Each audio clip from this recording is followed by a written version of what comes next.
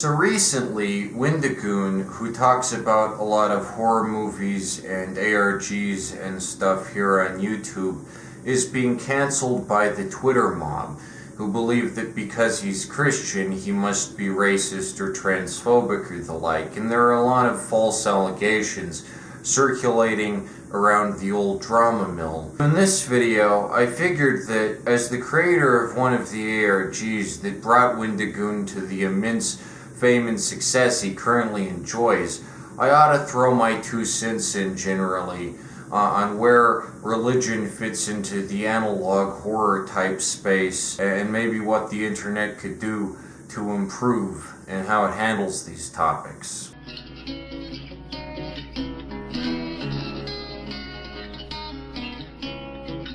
It's been very interesting to be the creator of a pretty damn successful analog horror project that, all things considered, has a pretty wide audience.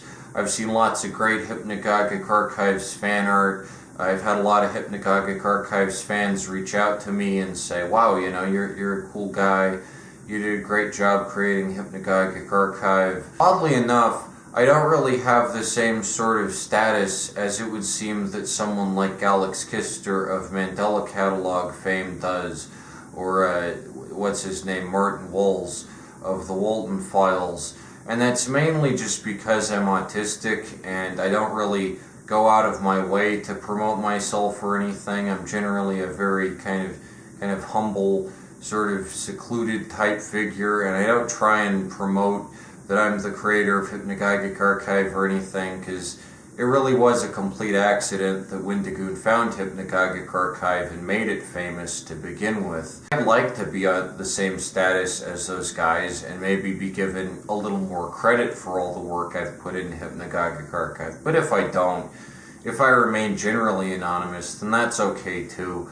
And I create so much great content here on my main channel that I don't really care if people know I'm behind Hypnagogic Archive or not, because a lot of people like my main content, and a lot of people like Hypnagogic Archive, and some people enjoy them separately and would never guess that I'm behind both. Nonetheless, it's really interesting to be covered by a big YouTuber like Wendigoon, because I've been posting videos to YouTube for like 2 years more than Wendigoon. I was on YouTube all the way back in 2018, and I witnessed Wendigoon's rise. I was there basically when he had 5,000 subscribers, and I watched him grow to the 1 million plus subscriber behemoth his channel is today.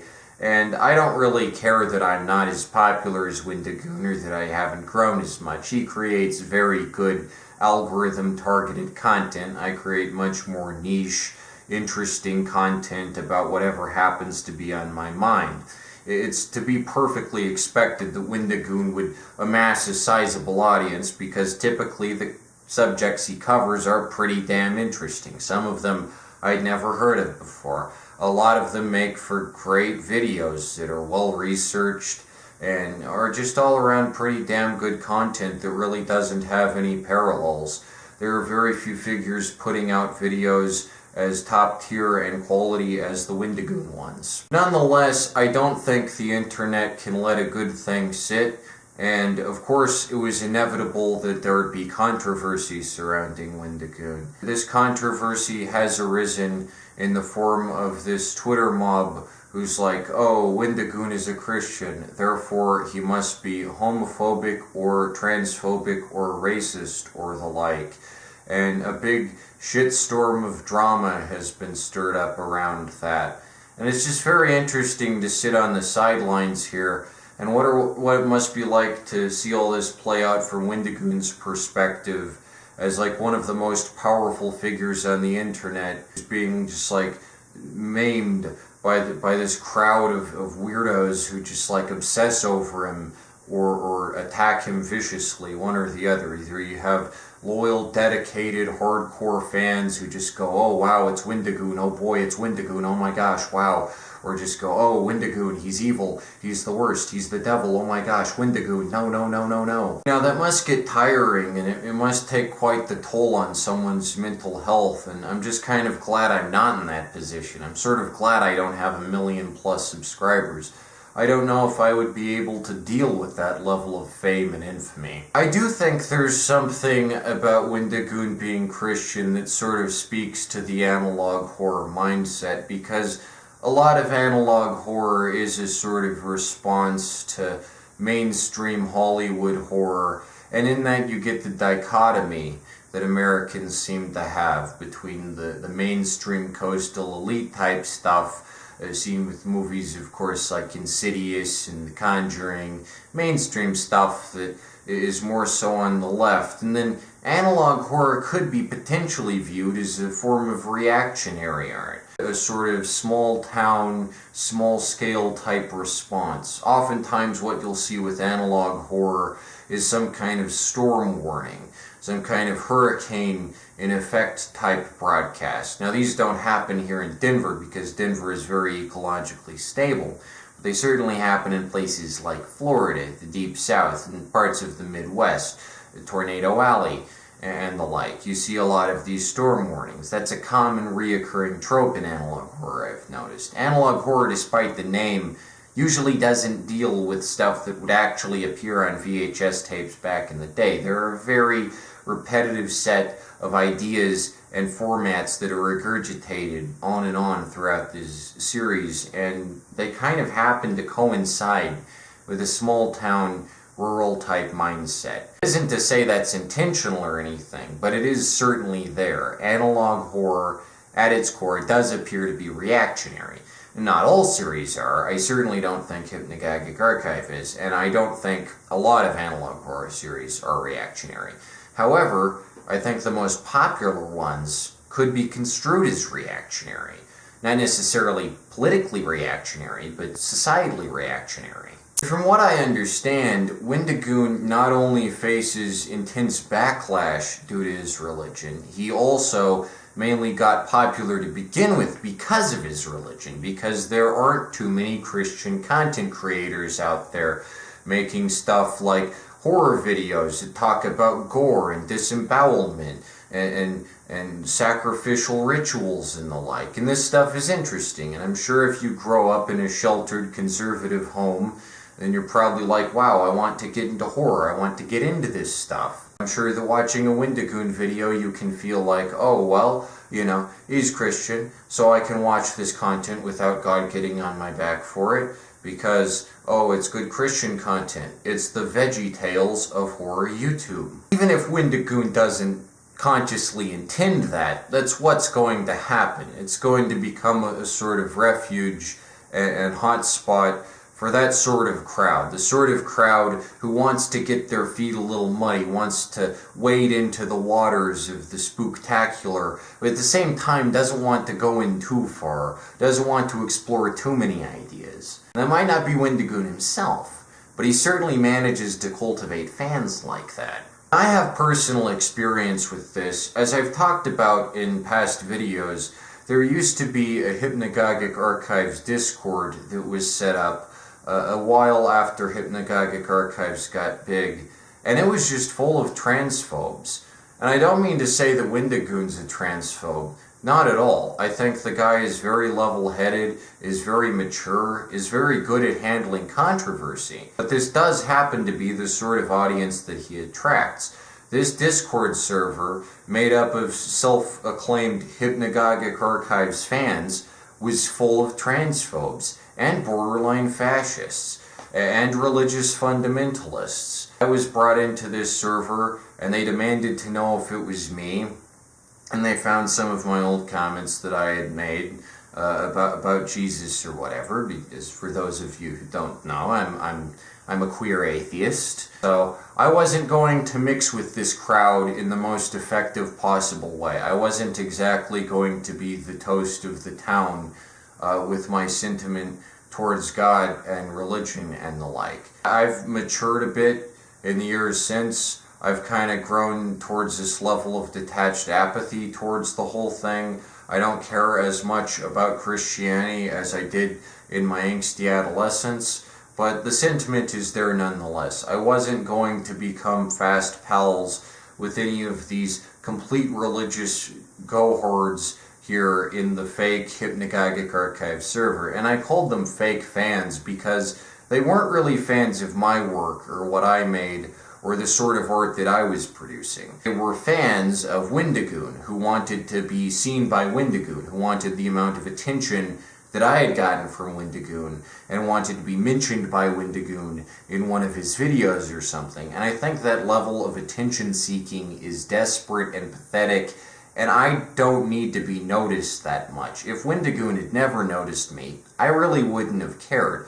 Can I say that Hypnagogic Archives would have turned out the same? No, not really, but I probably would have still made it, and it would have been okay nonetheless, because it started out really good, and I would have finished it, and it would have been okay. I think it's desperate and pathetic to be like, wow, Windigoon, please mention me in one of your videos, please notice me, senpai, ooh, pappy, oh boy, it's Windigoon.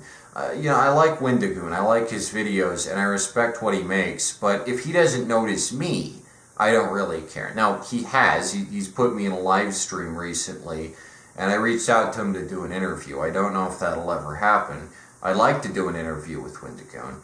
But point being, I don't think that this Discord server was full of, let's say, mentally healthy people who could handle solving an ARG. They were very immature. They insulted me directly to my face, and then we're like, what? We own Hypnagogic Archives now. It's ours now because we're the fans, without apparently recognizing that I'm the creator. So I drew a comic with Ellis from Hypnagogic Archives giving them the middle finger, and got the fuck out of there. And then they just shut the entire server down. So they really screwed themselves over just due to their ideological differences, blatant incompetence, and it gave me a bad taste, sort of, as to the sort of fans that Windigoon would attract, the sort of people that he would tend to cultivate. Again, this isn't Windigoon's fault at all. These just happen to be the sorts of people who enjoy his videos. There was one member of the Discord who was Australian and was extremely transphobic, because in Commonwealth countries that tends to be kind of more common. Like someone like J.K. Rowling. They don't tend to have the most modern or well-adjusted views on LGBTQ plus issues. Recently, there was a live stream that Windigoon did for Hypnagogic Archives, and in the comments, there's one member of the Hypnagogic Archives Discord, which I hesitate to call it that, because it was never official, and I was never a mod on it or anything, even though I should have been, because I created the fucking thing. This comment says, oh, well, the creator was a massive racist. I just take complete offense to that, and what I have to say to this fan is, if you're gonna call me a racist, if you're gonna insult me, fuck you. You don't get to enjoy Hypnagogic Archives. You stop harassing the Hypnagogic Archives fan base, people who actually enjoy this universe I've created, and, just fuck off. You shouldn't get to have fun solving Hypnagogic Archives if you don't like me, because the art I create is a direct extension of me. And I've talked about this, about Death of the Author, and how a lot of people convince themselves that, oh, well, the person who made this piece of art is a scumbag, but I can enjoy the art anyway because I can separate the art from the artist. I don't know why anyone would want to do that. If you think an artist is a racist or whatever, just don't consume their shit, because their shit is a direct extension of themselves, their feelings on the world, and more often than not, racists, homophobes, transphobes, people who succumb to stigma, people who lock themselves in irrational mental prisons of bigotry, people like that are not going to create good art. I couldn't create good art if I was a racist or a homophobe. I just couldn't, because I'm giving into a rational stigma that doesn't make any fucking sense. So if you do think I'm a racist, I would recommend stop watching my shit, stop reading my shit, stop supporting me. If you don't like who I am and what I have to say, get the fuck out. Don't need to hear, So that's what I have to say to that comment, is stop calling me a racist for no reason, and stop enjoying my shit if you think I am racist, because I don't need that. I don't need fake fans who only enjoy my stuff because it was featured on a Windigoon video once. I need people who legitimately appreciate it out of context as a solo project regardless of who covers it or who talks about it or what big honking YouTuber brings it up. There was a point in the Hypnagogic Archives Discord, and I feel comfortable sharing this drama now because it's been like almost a year at this point, and this is old news. But there was a point where someone in the Discord was like, "Wendigoon blessed you, Nick, and you've done nothing with it. He blessed you." That was the point where I sort of realized that this server was full of hardcore religious nut jobs. It's just like, what, Windigoon blessed me? What, is he a fucking saint? He blessed me by making a video about my ARG that was good? Like, the reason he covered it is because it was good. And it was good because I made it good. So I'm responsible for him making a video about it ultimately because it was good enough to gain his attention. And that's mine. That I did that. He didn't do that. He didn't make a good ARG that gained his own attention. I made a good ARG that gained his attention. So I blessed him with a subject to cover. You know, there's some give and take here, but I feel that when people start telling me as an atheist that Windigoon has blessed me just by making a video about my thing, I think that's the point where I recognize, oh, these people don't respect me for my religious beliefs, so why the fuck should I respect any of theirs? I'm going to get a little off topic here, but I figure it's worth pointing out how I feel about religion. Religion to me, much like how I view sex, doesn't make any fucking sense. And that's because I'm an asexual, and I'm an atheist, and I'm also autistic, so the ways I talk about some of these sensitive subjects might be a little edgy, it might be a little abrasive to some people.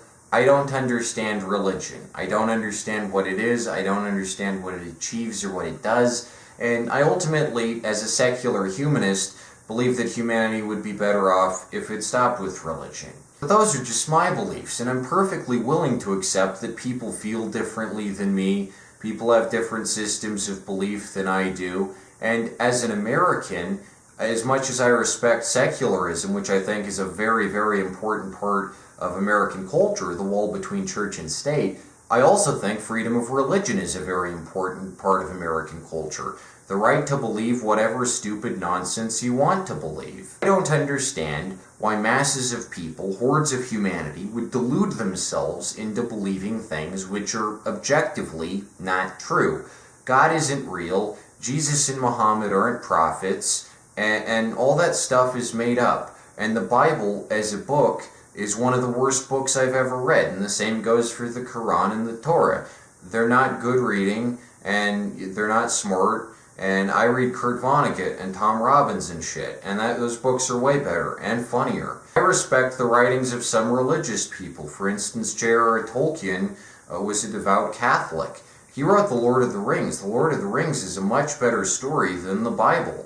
And during his lifetime, you know, he died believing that God was real, when in reality he was just an extremely talented, imaginative human who managed to write this fantastic fucking book all on his own without any help from God, because God doesn't exist. And I think that's pretty cool. You know, but he was religious, and that's okay. The thing I mainly take offense to is people calling me racist just because I don't like religion. Race isn't religion. They're not interchangeable. Race isn't something you choose, so racism is stupid. But on the other hand, religion is pretty much something you choose. You can stop being religious at any point in your life. If you're a hardcore Christian, you can stop. You can say, this is dumb, I'm done with this, and grow up and move on. Or you don't have to, it's entirely up to you. Religion is a voluntary exercise, and that's ultimately the difference between race and religion, is that race is an inexorable part of someone's identity, and religion doesn't have to be. You can stop being religious to an annoying extent, and you can stop embracing harmful beliefs, like xenophobia or transphobia or whatever. Those are bad for you. Mainly, the religions I don't like are the three Abrahamic religions, Christianity, Judaism, and Islam. I don't like these three religions because they're inherently homophobic, racist, and misogynist. And I don't like religions that are monotheistic and patriarchal. I like religions like the Greek pantheon, or the Norse pantheon, or the Celtic pantheon. I like them because they have goddesses and fairies and cool shit like that, and they display imagination and an interesting storytelling capacity that I just don't see in the Bible or Torah. I also have a great deal of respect for the Greeks in particular, because they seem to understand the difference between fun stories that they would tell themselves to entertain each other and history and science and stuff. You had both people like Plato and Aristotle who studied philosophy and biological categorization, and then you had people like Homer who made up the fun little fairy tales that were for entertainment purposes. And they seemed to have a respectful line between these two fields. And if you asked Homer if the Odyssey was real, he'd probably say, "No, I just made it up for fun." And that's something the Bible doesn't seem to have. The Bible is a mean-spirited piece of xenophobic Israelite propaganda. And while a lot of people point to it as some kind of cornerstone of human values, like a fount of knowledge or something, it has stuff like instructions on how to keep your slaves, and was used as a justification during the transatlantic slave trade. That was, of course, the point of the Confederacy, that the right to own slaves is self-evident because it comes from God, who, in essence, is self-evident. A tautological argument. We can own slaves because God said it's okay to own slaves, and God is real because God says he's real. This is stupid. I firmly believe that religion has caused the most human suffering out of any human invention of all time, and I don't like that, and I shouldn't have to like that. I think that religion is generally bad for people's mental health. Not always, but believing in stuff that isn't true just seems like it'd kind of be bad for your mental health. And if it's not, then that's great, and I'm happy that you're mentally healthy. But if you're not mentally healthy, then I'd suggest stopping. What I really find entertaining is when, like, a Christian insults a Jew, or a Jew insults a Muslim, or a Muslim insults a Christian, and it just sort of makes me feel like every world leader who belongs to any sort of religious denomination is a toddler playing with blocks, because it's like you all believe in the exact same ridiculous nonsense, and neither of you has any right to call each other out. You believe in the exact same mythology, you just call stuff different. There's no high ground to be gained here. Nobody can be morally superior if you believe in one big God. That's not really possible. I, as an atheist, can feel morally superior because I'm a secular humanist, and I value humanity and humanity's potential to create great things like art and new ideas and stuff. But I don't really like Christianity or Judaism or Islam, and I don't have to, as an American. I do think it's really sad, and it says something about contemporary society, that atheists like myself are being called racist by religious fundamentalists when, as a matter of fact, religion has been used as the primary justification for racism since religion has been a thing. And it kind of goes to show that people don't understand what racism is, or how blatantly evil it is. I have absolutely nothing against Wendigoon for being Christian. It's his right as an American to practice whatever religious denomination he so chooses, and whatever he wants is fine by me, and I wish him a happy life. But I will say this: him reading certain hypnagogic archive stories and intentionally cutting out any point where the characters say a cuss word or the characters use the Lord's name in vain, it's a bit unsettling to watch, and it does detract quite a bit from the power of the stories. In my stories, characters talk like real people, and they say stuff like Jesus and God and use those as cuss words. And I don't really care what's considered haram or what's considered kosher or what's considered blasphemous. I blaspheme on the reg. I hold zero respect for objectively false beliefs. They have no power over me. They mean nothing to me.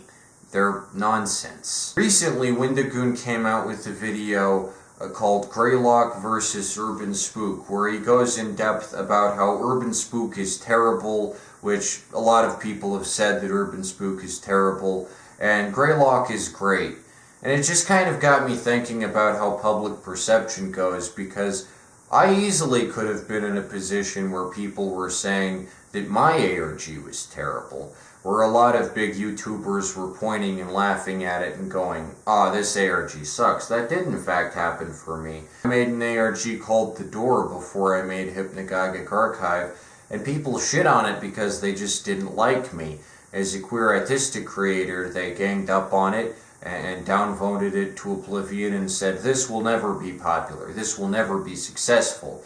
And The Door didn't have content in it as unimaginative and offensive as Urban Spook. I legitimately believe that Urban Spook is terrible, but this kind of goes to show how media can influence the ways that people perceive various narratives. Hypnagogic Archive, even though it wasn't intended as such, will always be intrinsically tied to Windigoon. Likewise, if some big horror YouTuber covers a given ARG, that ARG will be tied to them for the remainder of the ARG's run. And this is really interesting, because what you have in effect is a system of trickle-down viewership where the people who do the creating, the people who make these fantastic stories, I do generally believe that there are some great analog horror web series and ARGs out there. They have to hope and wait for some large content video essayist to cover them, like hungry little birds. And this is nothing new. YouTube has always been relatively shoddy at giving appropriate credit to the people who actually make original content, as opposed to the people who make content that covers content. A great example would be something like an H-Bomber Guy video, like his vaccine video that just talks about here's how vaccines happen. And it's all like very boring non-fiction shit versus something really fun and innovative and like just a wacky fiction project. And I respect fiction a lot more than non-fiction, obviously. But YouTube seems to give some kind of preferential treatment to these dry academic type videos as opposed to the more creative shit that harkens back to YouTube's golden age, back when YouTube had really interesting videos and really interesting stuff going on. It was a bastion for experimentation. These days, the money is made in dry, long-form academic content. And I make it too. I'm as much of part of the problem as anyone else, but I don't go to college, so I guess it's not academic. It was very interesting to be covered by Windigoon because I was never under any pretense that this would spell like the beginning of a giant career for me, or I'd get to be as big as Alex Kister in the Mandela catalog or anything. Hypnagogic Archive is moderately sized, but to date the amount of analysis on it out there is piss poor. Compared to something like Petscop or the like, the amount of analysis on HA's lore is like really saddening. There is not enough people going into depth on the characters and the world building and the stuff that goes on and all the symbolic and metaphorical fucking layers that HA's got. I tell you what, it's a complex fucking story, and the more you look into it, the more you're gonna find. It's just like that. I've crafted it as an intricate maze. There are only a couple videos, and I remember specifically about a month before the first Windigoon video dropped, I was on one of Theft King's live streams, who does like really bad Five Nights at Freddy's content. Recently he's run into his own controversy.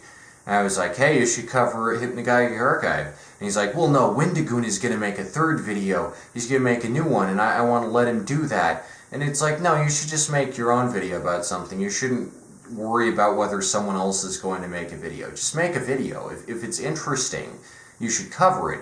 But there's this kind of weird unspoken rule among the larger ARG covering YouTubers, I guess, that, oh, this isn't fair game. I shouldn't cover this because this other big one's going to cover this. And that'd be like stealing from them or whatever. When really you should just be focusing on making as much content around this stuff as possible if you find it interesting, rather than worrying about whatever Wendigoon is going to do.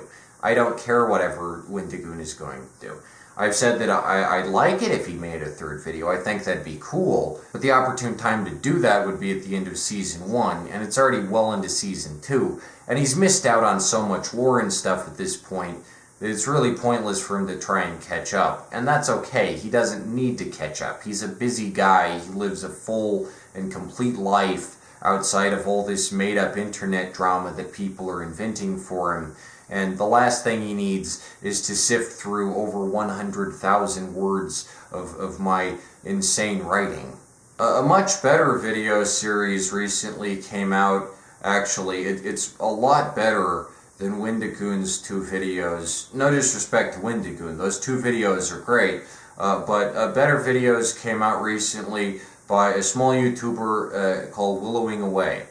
They did a great series that goes down all the songs, all the videos, all the text files, leaving nothing out, and even looking a little into Season 2. So it's a much more comprehensive series than Windigoon's, and I would highly, highly recommend checking out. It's really good. And I think it goes to show that, like, while the big fish aren't willing to cover stuff because they think, oh, Wendigoon might do it, smaller faces in the crowd are willing to do whatever if they're interested in it. So I figured I'd give Willowing Away's series a little plug here. The theories they come up with are freaking interesting. Some of them had never even occurred to me, and it's freaking fantastic. It's very good. I'll link it down in the description if you're interested. There's full readings of all the stories, and there's also analysis of all the videos, and then a great timeline breakdown. That's something Wendigoon never did. Actually assembling the timeline, figuring out which characters go where, and how it all fits into each other. And the timeline video that Willowing Away made is, like, really good. It's very comprehensive, and I gotta give due props where they go. It's a wonderful, wonderful analysis of Hypnagogic Archive. Recently, I found out that Greylock, the creator of this analog horror series that everyone has been praising and saying is the great competitor to Urban Spook that does everything right that Urban Spook did wrong, is actually like a huge transphobe, and apparently on Twitter has been saying a lot of transphobic things. How true these allegations are, what frame of mind the creator of Greylock happens to be in, I can't say. And it could very well be that this is drama ballooned out of proportion that just spreads like wildfire needlessly around the analog horror sphere. I can't say. I don't know the creator of Greylock. I don't know what mentality they happen to be trapped in. But I can say for sure that it's going to be a long, long ride, and it's going to be excessive. And I'm kind of glad I don't exist in this space of drama, this non-stop action. I'm kind of glad I've sort of withdrawn into the shadows because, frankly, I'm sick of it. I think figures like Windigoon are really interesting because they're not equipped to handle the amount of power they're given, and that's just something we'll have to get adjusted to here in the new media landscape, is people who aren't, like, talented or classically trained. You know, like Johnny Carson had to go to media and broadcast school and figure this whole thing out and learn good interview tactics and good practice and how correctly to address a crowd. And Windigoon doesn't have any of that. Windigoon, the media figure of the modern age, just does occasional sporadic live streams, messes his way through life, goes through content creation without a clue what kind of audience he's cultivating, whether or not they're toxic, whether or not they love him, whether or not they hate him. He really has no idea what he's doing. He's going in completely blind. He's in a landscape that very few figures will ever see. He's an immense success in a field where very few immense successes even exist. And it's kind of inevitable that once you get to that scale, again, I've seen his journey from day one, so it's very interesting to watch happen. But once you get to that size, it is virtually impossible not to get canceled at some point for something or other you said or did at one point in time. And it just so happens that people are using Windigoon's religion as a weapon against him, which might be the ultimate irony. I'm happy to exist as a figure in the analog horror sphere because it really is a comedy of errors, and there's something interesting going on nearly every minute that you'd have no way of predicting. But I do think that more big horror YouTubers like Nightmind and Nexpo especially should stop just making videos about Petscop all the time, because Petscop isn't even that deep, and it's definitely not one of the best series. Neither is Mandela Catalog, for that matter. Mandela Catalog, shit. There's way better small analog horror series and ARGs to cover that don't get nearly enough attention. They get less attention than Hypnagogic Archive, and maybe even deserve more credit than Hypnagogic Archive. I'd recommend to any amateur internet sleuths out there, people looking to make big long video essays about this type of content, be curious. Don't just subject yourself to the algorithm. Don't just make videos about stuff that's popular. Make videos about stuff that's actually mysterious and obscure and that you find cool. Make videos about weird old websites on the Internet Archive that haven't been visited in years and years. Make videos about crazy VHS tapes you found, like actual VHS tapes, not like a fake VHS tape series that uses a shitty VHS filter. Make videos about weird shit. I want to see more videos about interesting stuff, and I do want to see less religious fundamentalism and far-right type behavior in the analog horror sphere. I think it's very sad. I think it speaks to, again, a lot of people who tend to live out in the sticks and use VHS, the demographic that still has VCRs. They do tend to be a little more close-minded about stuff like trans and LGBTQ and racial tolerance, and that's kind of to be expected. And I also think that analog horror, and many people don't think about it to this extent because very few people are willing to apply a critical lens to analog horror to the extent that I do as an art form and as a movement. Analog horror is sort of conservative because it's nostalgia-based. Now, Hypnagogic Archive isn't like that, because Hypnagogic Archive is a deconstruction and satirization of nostalgia.